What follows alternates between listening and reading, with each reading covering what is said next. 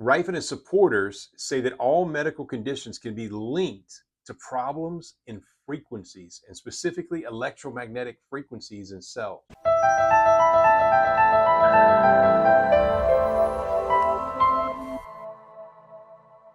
While everyone who's here is familiar with Rife, let's get a quick refresher. Dr. Raymond RoyalRife invented the first and currently still the most powerful microscope, the most powerful universal microscope that has a magnification of 60,000 diameters and a resolution of 31,000 diameters. Man, that's huge. With that microscope in the early 1900s, he was the first person to see living viruses. Imagine how exciting that must have been to him. Rife and his supporters say that all medical conditions can be linked to problems in frequencies, and specifically electromagnetic frequencies in cells. Rife frequency treatments work at finding the frequencies that are problematic in these conditions. He also created the term called mortal oscillatory rate, which when he exposed bacteria and viruses to electromagnetic frequencies, he discovered that each microbe and virus has a particular frequency that it's vulnerable to. So I want you to put yourself in his position and just think about,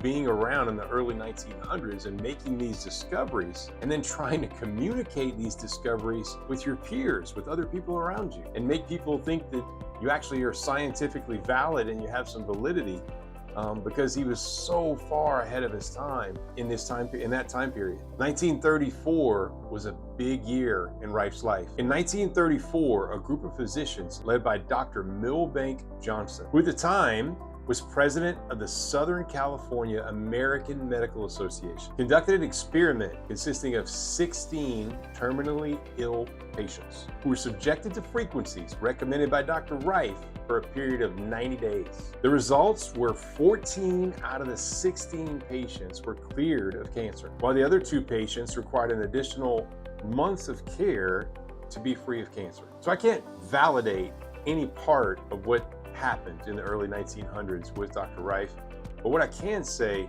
is he had something going on. Also in 1934, Dr. Morris Fishbein acquired the entire stock of the American Medical Association, and he attempted to buy the rights to Rife's machines, but Dr. Rife refused. Unfortunately, after this attempt to purchase, Dr. Rife's lab was burned down by arsonists, and all the research which validated Dr. Rife's work was gone. A decade later, by 1944, all supporters of Dr. Rife had died or no longer supporters of his work. His research became discredited. Imagine a science that could potentially heal certain cancer patients, that could potentially protect us from certain viruses, and that works with no drugs, injections, or surgery, would just be forgotten. Or was it, in all reality, hidden? We can't be sure, but his findings live on today in body chargers and other Rife devices.